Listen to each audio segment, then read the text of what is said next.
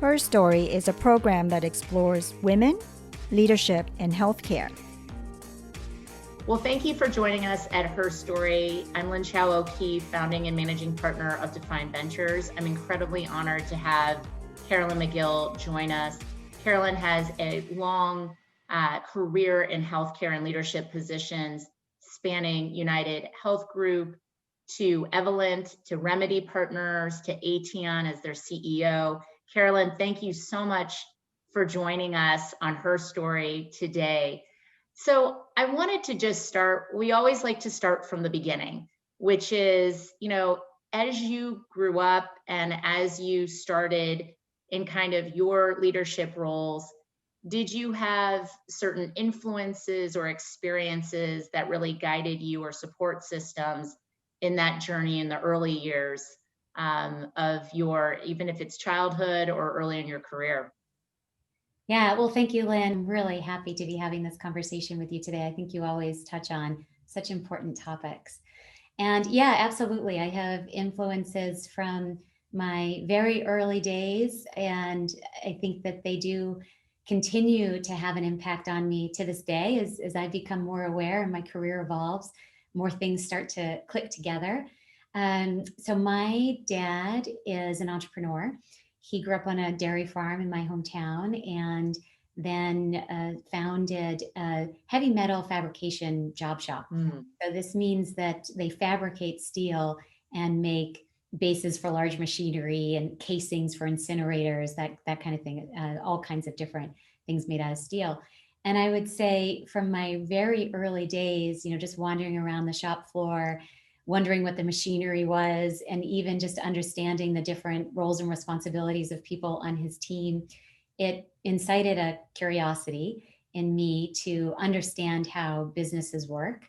And it also helped me appreciate what it means to have tangible progress. So to do something and to be able to point to it afterwards. I built that wood stove, or I, operated this machine and punched some holes in this, a piece of steel as an example, and it fits into this incinerator. It fits into this other broader machine. And so just understanding how things kind of fit together got me very curious. And I think that has helped me in my career.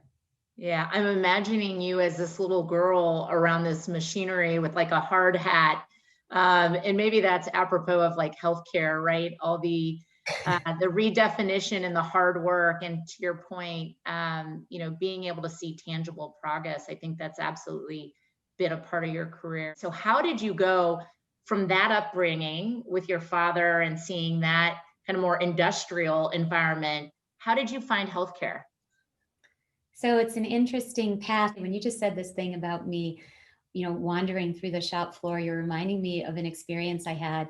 I think I was in maybe the fifth or sixth grade, and I was wearing like a white shirt and these cute little culottes. Do you remember culottes? Oh yeah, of course. And for whatever reason, I'd stopped down to the shop, and my dad was standing there talking to someone, and so he introduces me to this guy. And of course, this is a shop floor, so you're covered and steel shavings or whatever it might have been. And my dad introduces me to this guy, and this guy extends his hand.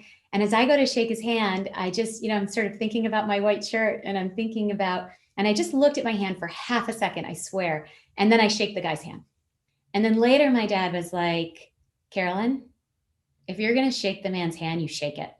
And I was like, and it just, there's all kinds of examples like that with hanging out and just observing things and being called on behaviors as an example that has helped me appreciate what it means to connect with people and the impact that you have and the way you carried yourself. And I'm sure I just looked at my hand for half a second, but he knew what I was thinking, and that hesitation and what did that mean to the guy whose hand I was shaking, and maybe undermine the handshake.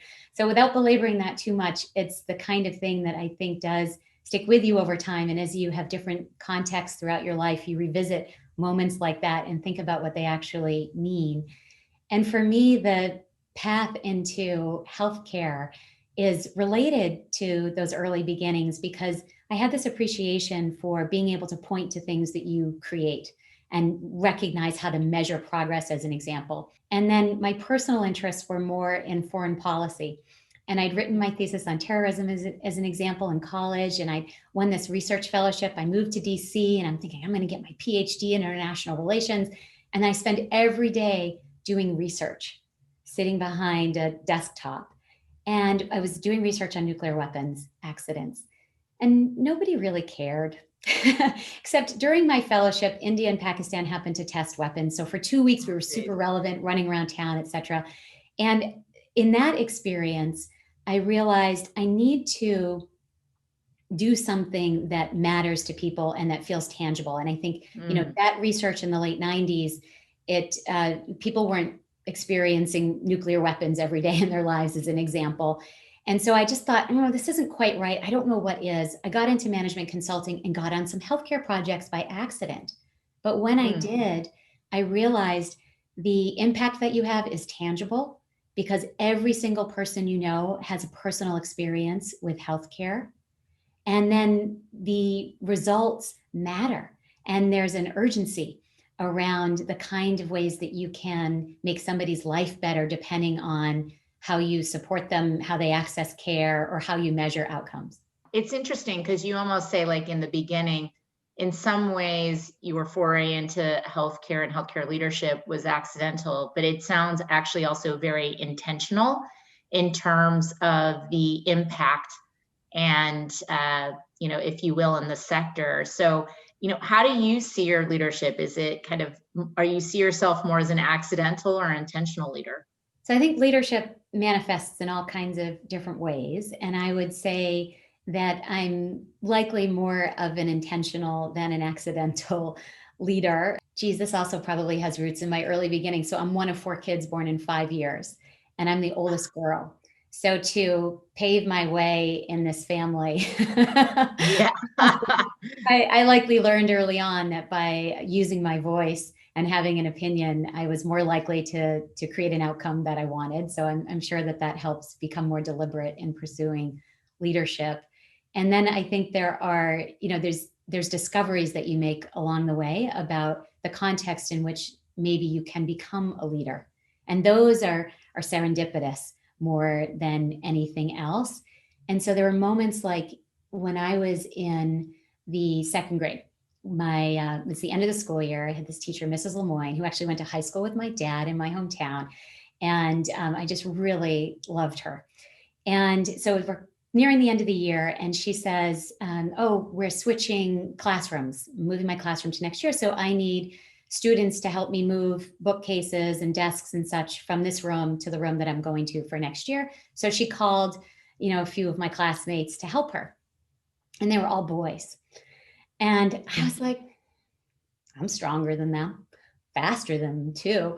Why isn't she asking for more help from the girls in the room? So I stayed in from recess, and I wrote her a note. And I said, girls are just as strong as boys. Why can't we help you? And, I remember being nervous. I remember leaving it on her desk. She wasn't in there. I left it on her desk. And then we come back from after recess, and Mrs. Lemoyne stands at the front of the class, and she says, class, I have an apology to make. And she apologizes for not choosing girls to help her move the furniture. And she's like, Carolyn, won't you choose a couple of girls to help you, and you can take that bookcase? And it's moments like that. She could have ignored my letter. Yeah. She could have laughed at it. She could have said, well, all the work is done, so sorry, I'll keep that in mind for next time. She certainly didn't have to apologize. She certainly didn't have to call it out in front of the whole class. But the fact that she did, and then she changed her course of action, that's an empowering leadership moment. And I wasn't aspiring to be a leader. I was mad. But I think that those are the kinds of things that help you experience something like that, and you think, oh, if I speak up, I'm rewarded. Yes. And so it becomes less accidental over time, because you start realizing, well, I want to affect this change, or I want this outcome. And if I don't talk about it, or I don't try to do something differently, then it may never happen. Yeah. It's, akin to, seeing your activism and then seeing the change from it. I think a lot of us also talk about like taking your seat at the table, if you will, and you have absolutely done that through your career. So walk us through from United Healthcare to Evolent to becoming the CEO of Remedy, as well as Aetion, a very hot startup in the space. Talk us through, how that activism translated as you progressed through your healthcare career. Well, to be fair, there was a lot of listening and learning along the way. Trial and error, as it happens. So when I went back to business school, I had been a consultant previously, and I was consulting at Amgen. And so I thought, when I knew I wanted healthcare, it was tangible, great, probably I'll pursue a career in the pharma industry. I go back to business school, my very first class with Professor Lawton Burns, and he gives an overlay of the healthcare system. And it just like this light bulb goes off for me that if I want to affect change in healthcare, I have to understand how we pay for care. And so that set me off on this path to investigate health insurance companies. And among them at the time, this was in the early 2000s, United Health Group was the best performing. And I thought, well, if I go there and I decide healthcare is not for me, at least I will have learned from an organization that has had tremendous growth. And I'll, that experience will be rewarding no matter what. And then because of my interest in public policy, I went into Medicare and thinking that was, a way to blend some of those interests. And I would say, it's this question of accidental versus intentional is so interesting. I think what happened in my time at United, first of all, it was a culture where they absolutely rewarded people taking initiative. And they also gave you chances. And that was pretty remarkable. So when I look over my 8 years there, every 18 to 24 months, there was something that I really wanted to experience. And lo and behold, they were like, yeah, sure. So that was, integrating acquired entities. We acquired Pacificare while I was there. What a tremendous learning experience that was. Pacificare's culture and organization relative to United's. And then had an opportunity to launch and operationalize special needs plans, it was a continuation of a program that United had already started at Evercare institutional demonstration project. And it was this opportunity to grow and build and work with government regulators. And it was so exciting. And then, over time, as I developed more experience and had a great big P&L in that role, I started to realize, geez, I'm in Minnesota and there's a lot of chefs in my kitchen. Even though I quote unquote own the P&L, I'm not necessarily the influencer or the real decision maker for some of these things. I have a relatively small team, and much of what I had to do was influencing my call center, influencing my network leads, who didn't report into me. And so I had the opportunity to go out into a health plan. And in doing that, so this was for United Health Group, leading the turnaround of a Medicaid health plan. I didn't know Medicaid at the time, and just found an amazing opportunity to learn from people who'd been in Medicaid their whole lives. And in this process, I got closer to physicians and to patients. And I started to get perspective of how hard it is to affect change sometimes when you're part of a health insurance company. And so when I got the call from Evolent, and Trevor Price from Aetion, who recruited me in there, started talking about Evolent wanting to help health systems take on risk, I thought, oh my gosh, now I can see the provider point of view. So it felt like a natural way to fill that gap of seeing perspective from who was sitting across the table. And then the thing about what we were trying to do at Evolent is that it was large scale, multi-year, multifaceted change. It is difficult sometimes to feel the same level of tangibility that you have now come to appreciate has defined a lot of my motivations in life when it's multi-year commitments, if you will. And I had an opportunity to become the CEO, as you talked about, with Remedy Partners. And this was bundled payments. So this is looking at the world in 90-day increments of time. And I thought, hey, that's tangible. As I got into Remedy, I realized, geez, we're managing bundle payments for Care Improvement Program, Medicare for Fee-for-Service program. Bundles in that context excluded medications.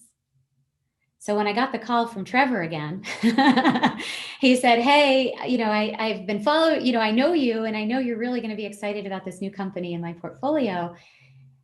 And when he shared with me that Aetion was focused on causal inference and understanding the impact that medications have, as an example, or clinical interventions have on specific patient populations, using a platform to do this analysis so that it was replicable and scalable, and then most importantly, transparent, I thought, okay, now I'm filling another piece in the puzzle: payer, provider, now pharma. And I really have to understand how pharma works, how we pay for drugs, why we pay what we do, how do we measure whether they work. And being at Aetion, especially over the last 3.5 years, has helped me to gain that insight. Yeah, I mean, such an amazing career, and how you, like, to your point, intentionally have wanted to progress, if you will, your exposure and your leadership in so many parts of healthcare. If you were to kind of reflect back to, are there certain aspects or edge or differentiation that you drove to kind of be in these leadership positions, with each progressive stage ultimately being, if you will, the CEO? What advice would you give, like, your younger self, in a sense of, like, how you created this edge differentiation to these leadership positions? So I would say I was always very curious. Someone once said to me, one of my mentors, he said, Carolyn, you've never met a problem you didn't love. I'm like, oh, that might be true. So always very curious. And I think that's how, even, what I've just described to you, how I went from payer to provider to data and technology, it was all curiosity and recognizing, okay, so now I understand this piece, but I don't understand that piece. Yeah. So I better go try to figure out that piece.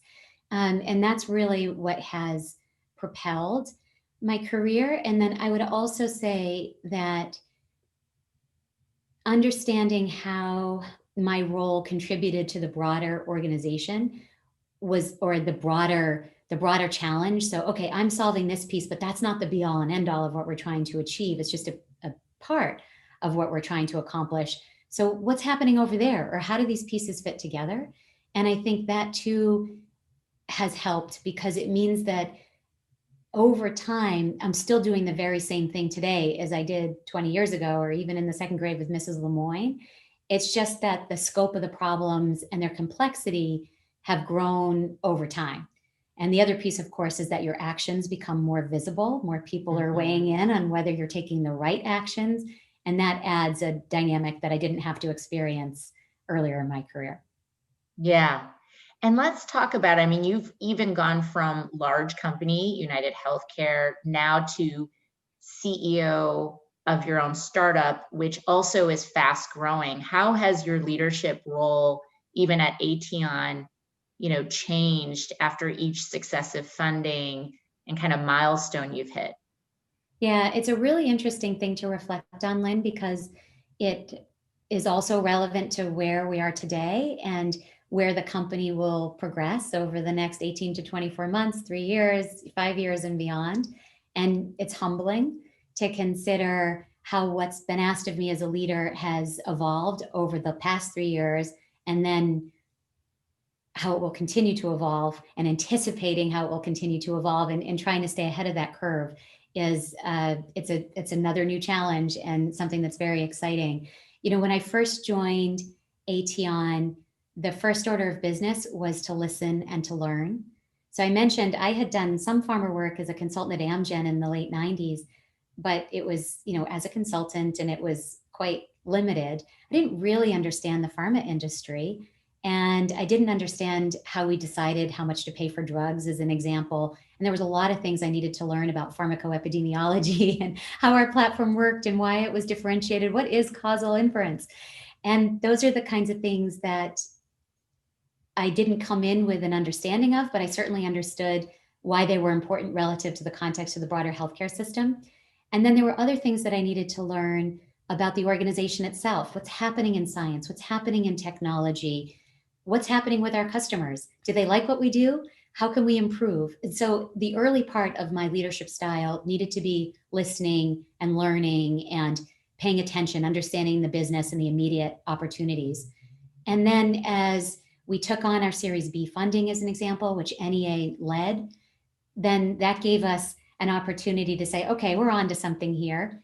Now I really need to be thoughtful about our vision. What's our North Star? What's our mission? And how do we change that, or how do we transform that into goals and measures and OKRs for our organization to appreciate how what they do is contributing to that broader mission? Recruiting, mobilizing the team, those are different skills, and really kind of digging in on the operations is a different leadership style than the listening and learning that I had done when I first got there. And from there, so then we brought more strategics into the fold as an example from a funding stream, tremendous partners, as it were. Scott Gottlieb joined our board. The FDA chose to partner with us. Brigham and Women's Hospital chose to partner with us. So ICER, we started to get some recognition in the industry, and that fueled our momentum. Well, in that circumstance, now it's not so much inward focused about how to get the operation to run more smoothly, especially since we've now recruited in a leadership team that is professional and accomplished and amazing and wonderful people besides. So now it's more about what's being asked of me as a leader is growth and scale, and thinking about what does it mean to position Aetion as a leader in the industry. That means connecting with leadership at the FDA as an example, or EMA over in Europe. It means collaborating with thought leaders who are approaching questions around how much we should pay for drugs and care from different perspectives. So not just within the pharma industry, but in the health insurance industry, with leadership of integrated delivery networks and at-risk providers. And what does it mean in those contexts? So now I have to understand certainly what Aetion does and what we do really well, but then also understand what's happening more broadly in the industry and how to manage in that context. So it's a whole nother dynamic. And that's amazing. And, we have such a diverse audience for her story. Imagine people who are in large healthcare organizations today and some in, startups, et cetera. But your, again, choice here from being in large companies, publicly traded companies, United Healthcare, Evolent, and now into then being the CEO of Remedy and Aetion. How do you compare, contrast, if you will, kind of large corporate established players versus, where you are in that journey you just said of leadership? Love to hear a little bit about that as well. So for my journey, it was important for me to see how things work in both contexts. And in the two different phases of my career, if I could think of them like that, after college and after business school, in both instances, I went from large organizations into startup environments. And going from United as an example, first of all, starting at United after business school was absolutely the right call for me, because it was the first time that I got to see a very well-performing large organization build on its momentum and figure out what processes work, what things maybe stymied our opportunities, and just observing that experience. And then also seeing United Health Group has obviously had tremendous track record. And so just looking at, well, geez, how did they pivot? How did they know to move into that new segment? How did they handle it when CMS came in and slapped a sanction on something? Or, how did they rise when they had a setback? And those are all the kinds of examples that being in an organization with those kinds of resources and that kind of brain power at the top, you just can absorb things like a sponge. And going from that environment into a high growth organization, as I did with Evolent, it's very different. And to be fair, I spent the first 30 days just thinking, oh my gosh, if I had, just an inkling of the resources that were available to me when I was at United, we would kill it, tomorrow. We have to build everything here from scratch. So that was a nice wake-up call. But you find that the adaptability of a smaller organization, the ability to be built for purpose, and truly focused on a specific need that you're trying to address. So you don't have to be distracted by all the other things that are happening in an organization. There's a lot of value in operating in that kind of a world.